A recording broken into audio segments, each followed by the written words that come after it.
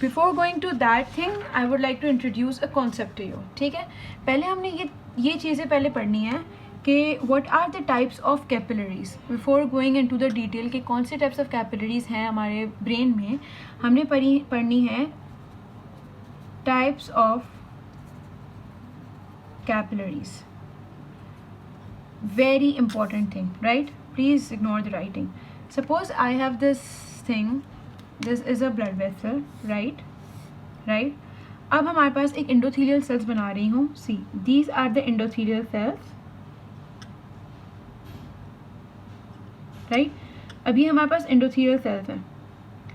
What do you think? क्या endothelial cells के बीच में कोई gap है? नहीं है. तो basically this type of blood vessel is a type 1 vessel which is known as continuous. Continuous capillaries का मतलब ये होता है कि they have endothelial cells, but these endothelial cells do not have any kind of gap between them. ठीक है? Second, so basically what are the characteristics? Endothelial cells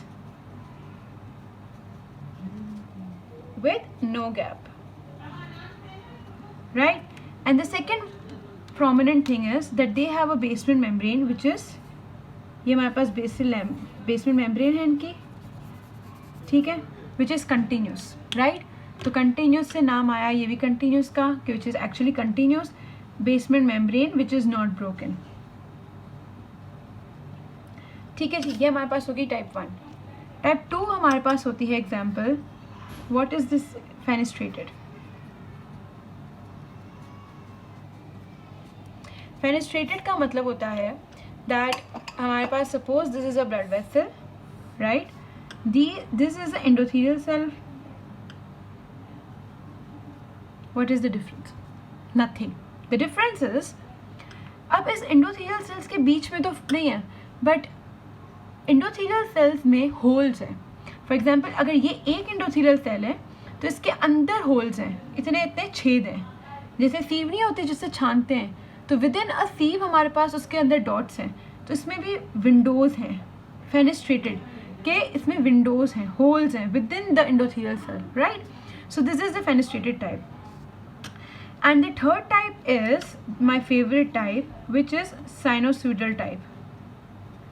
और sinusoidal का मतलब होता है भाई कैपिलरी नहीं बनाते तो अच्छा है, इससे अच्छा ये एंडोथेलियल सेल, ये एंडोथेलियल सेल, ये endothelial cell, endothelial cell, endothelial cell, मतलब इतना गैप होता है कि यहाँ से सब्सटेंस आने वाला यहाँ जाए, यहाँ से सब्सटेंस आने वाला यहाँ जाए, किसी को फ़र्क नहीं पड़ता है. ठीक है जी. क्यों?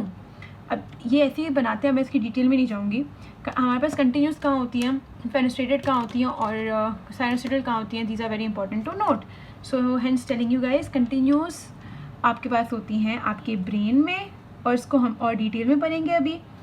आपके पेरिफेरल नर्वस सिस्टम के जो आपके पास नर्व्स होती हैं उसके एंडोन्यूरियम में होती हैं, राइट? फेनेस्ट्रेटेड आपके पास जहाँ पर छेद आते हैं वो हमारे पास होती हैं कहाँ पर? अलग अलग जगहों पर. जैसे इसका तो आइडिया नहीं है फेनेस्ट्रेटेड का, I tell you later. Sinusoidal कहाँ पर होती हैं? साइनोसॉइडल आपके पास होती हैं लिवर और स्प्लीन में. ये हमारे पास नॉर्मली होती हैं पूरी बॉडी के अलग अलग ऑर्गन्स पे, बट लिवर और स्प्लीन में मोस्टली हमारे पास साइनोसॉइडल होती हैं. क्यों? क्योंकि दीज आर द ऑर्गन्स जहाँ पर हमारे पास करेक्शन ऑफ ब्लड होती है और हम लोग आरबीसीज को चेक कर रहे होते हैं बार बार, तो वहाँ पर ये साइनोसॉइडल होती हैं, सो दैट उस आरबीसीज जो नहीं है सही वो यहाँ बीच में अटक जाएंगे और उनको मैक्रोफेज आकर खा जाएगा. तो ब्रेकडाउन भी यहीं पर होती है और सारे सब्सटेंस की टॉक्सिसिटी लेवल, हर चीज़ का लेवल चेक यहाँ पर होता है. तो ब्लड में जो भी फिल्टरिंग होती है यहाँ पर, तो इसके लिए इनको एक्सेस टू द बाहर बहुत इंपॉर्टेंट है. बट क्योंकि यहाँ नहीं चाहिए कि यहाँ एक्सेस हो, तो हमने कितना जंक्शन बना दिया है, हमने क्या कर दिया है, हमने इनको क्लोज कर दिया है. कोई गैप नहीं आना चाहिए. स्पेसिफिकली ये ब्रेन और पेरिफेरल नर्वस सिस्टम मतलब पेरिफेरल नर्व्स में पाई जाती हैं. विद दिस यहाँ आ जाओ, ठीक है? अब सुनो मेरी एक प्यारी सी स्टोरी, ठीक है? ये जो है ना, ठीक है, this is a ladies area. Suppose यहाँ पर हमारे पास हैं न्यूरॉन्स, ठीक है? न्यूरॉन्स हैं और वो एक दूसरे के साथ बातें कर रहे हैं. Now this is restricted ladies room, ठीक है। और हम जब भी रेस्टोरेंट्स वगैरह में जाते हैं तो लेडीज़ रूम में एक्सेस नहीं होता, there is a big big big big cross, right. यहाँ पर कोई आ नहीं सकता। ये है ब्लड वेसल, बाहर की दुनिया। यहाँ है न्यूरॉन्स अपनी मस्ती में, ठीक है, अपनी जो लेडीज़ हैं वो हैं। अब हमने यहाँ लगानी है सिक्योरिटी सिस्टम, सो दैट जो फजूल लोग हैं, मर्द हजरात जो यहाँ पर आ जाते हैं, वो नहीं आने चाहिए, ठीक है। तो हम ऐसी कौन सी सिक्योरिटी सिस्टम करेंगे so that people are not gonna come here. First step जो हमने करना है, very important step indeed, is our endothelial cells. ये मैं यहाँ लिखती भी जाऊँगी, विच इज़ वेरी इंपॉर्टेंट, ठीक है। पहले तो हमारे पास होना चाहिए एंडोथेलियल सेल जो हमारा है वो कंटिन्यूस है, ठीक है। What do you understand? The very first characteristics is endothelial cell non-fenestrated plus continuous, right? Very important. Second, very very important, जो नेचर ने बात बनाई है, आहा क्या बात है, बात क्या बनाई है नेचर ने। नेचर ने क्या किया, कितना काफ़ी नहीं था, तो नेचर ने कहा कि मैं तुम दोनों के बीच में इंपॉर्टेंट टाइट जंक्शंस ऐड करूंगा, राइट। तो these are known as tight junctions.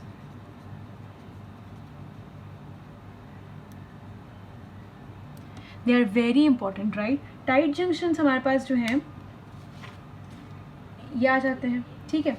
होता ये है कि इनकी डिटेल में मैं आपको बाद में बताऊंगी, पहले हमने ये समझना है, ठीक है। टाइट जंक्शंस आ गए, फिर हमारे पास फेनेस्ट्रेशंस आ गई।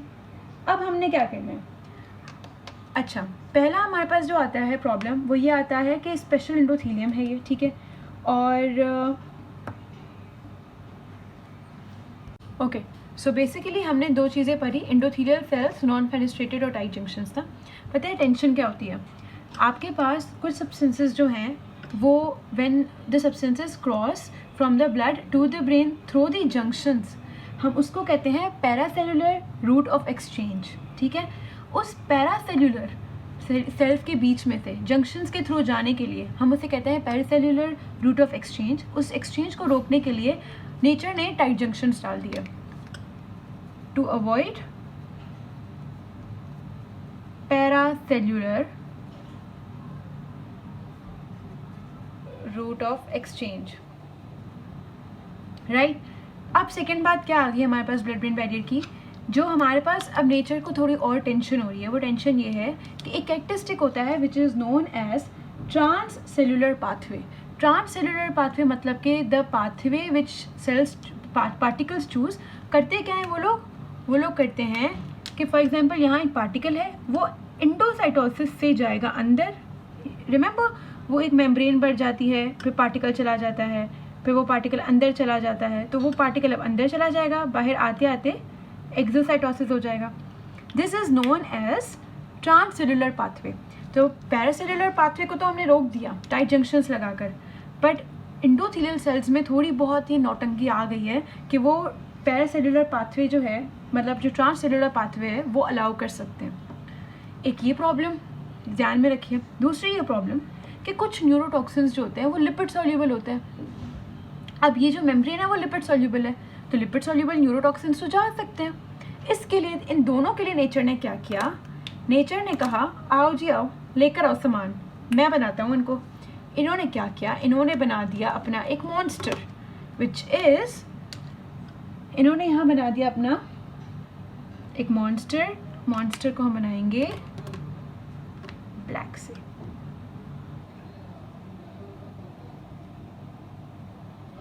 ठीक है। ये है इनका मॉन्स्टर, और पता है वो मॉन्स्टर क्या है, this monster is waiting from them, right. पता है ये मॉन्स्टर क्या है, this monster is known as P glycoprotein multi drug non specific transporters.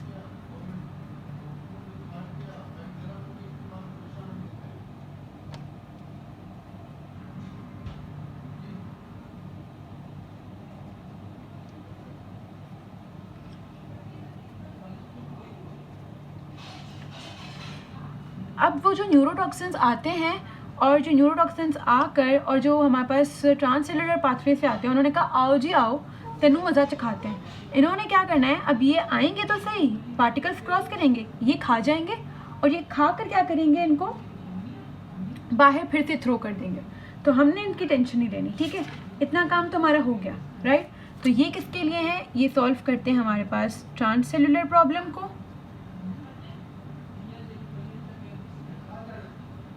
और दूसरी प्रॉब्लम कौन सी है, लिपिड सॉल्युबल न्यूरोटॉक्सिन की। सिंपल सी बात है, इतना कवर हो गया। अब इन्होंने क्या सोल्यूशन करा, अब तो भाई किसी का जाना मुमकिन नहीं है। फिर इन्होंने एक और कैरेक्टरिस्टिक लगा दिया जो हमारी प्यारी सी बंदी है, that is your basement membrane. और बेसमेंट मेम्ब्रेन क्या होती है जी, कंटिन्यूस।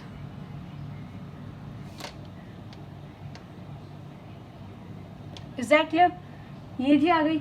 अब ये सब कुछ तो हो गया ब्लड की तरफ से, ठीक है। हमने पूछा कि ब्रेन क्या कर रहा है। अब जी ब्रेन क्या कर रहा है, ब्रेन ने भी अपना एक सोल्यूशन निकाला है। और ब्रेन ने क्या सोल्यूशन निकाला, ब्रेन ने सोल्यूशन निकाला है एस्ट्रोसाइट्स का। अब यहाँ तो जगह बची नहीं है कि मैं एस्ट्रोसाइट्स बनाऊँ, मैं यहाँ एस्ट्रोसाइट बनाकर दिखा देती हूँ। एस्ट्रोसाइट्स कौन से होते हैं, एस्ट्रोसाइट्स क्या होता है, they are the glial cells, जो कि सपोर्टिव सेल्स होते हैं, और उस पर अलग ही एक लेक्चर होना है, ठीक है। एस्ट्रोसाइट्स का कैरेक्टरिस्टिक क्या होता है कि उनकी अगर सेल बॉडी ये है, ठीक है जी, उनके ना बहुत पैर होते हैं, मतलब यहाँ से भी वो पैर निकालेंगे, मतलब फूड प्रोसेसेस निकालेंगे, यहाँ से भी वो फूड प्रोसेसेस निकालेंगे, बहुत फूड प्रोसेसेस होते हैं, ठीक है ना, यहाँ से फूड प्रोसेसेस निकालेंगे, ये उनका कैरेक्टरिस्टिक होता है। तो वो क्या करते हैं कि वो यहाँ पर जो है वो अपना फूड प्रोसेस, ये एस्ट्रोसाइट है, ठीक है, और ये जाएगा यहाँ पर, इस पर फूड प्रोसेस बना देगा, ठीक है। यहाँ पर दूसरा एस्ट्रोसाइट यहाँ पर ओवरलैपिंग फूड प्रोसेस बना देगा, ठीक है जी। तो ये हमारे पास आ गया हमारा एस्ट्रोसाइट। ये पूरी लाइन ऐसे कवर करनी है।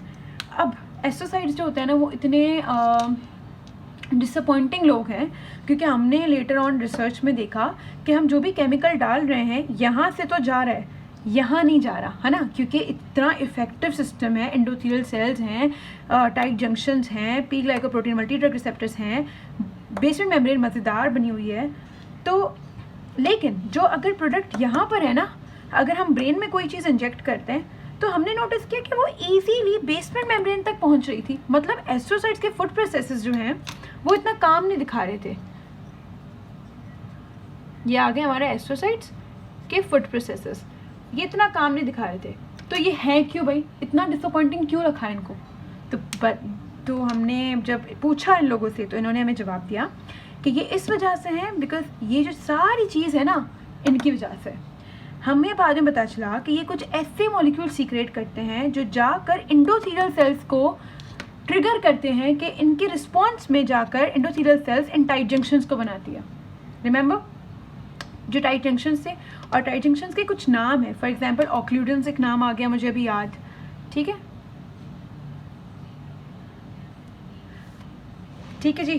तो हमारे पास ऑक्लूडेंस आ गए जैसे, तो दैट मीन्स कि अगर फूड प्रोसेसेस नहीं होंगे तो दैट मीन्स हमारे पास कुछ ऐसे सॉल्युबल प्रोडक्ट्स नहीं बनेंगे जो कि जाकर ट्रिगर करेंगे एंडोथेलियल सेल्स को कि आप प्लीज़ अपने टाइट जंक्शंस बनाएं।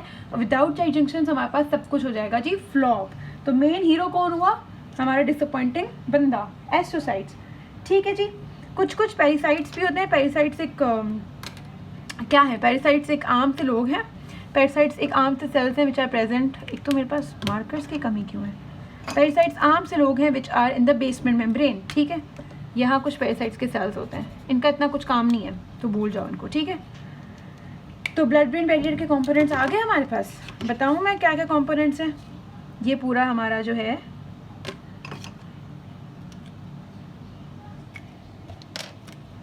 This whole thing is our blood brain barrier. Is that clear to you guys? The very important structures, endothelial cells, non-fenestrated, continuous. Second, tight junctions which are present between them.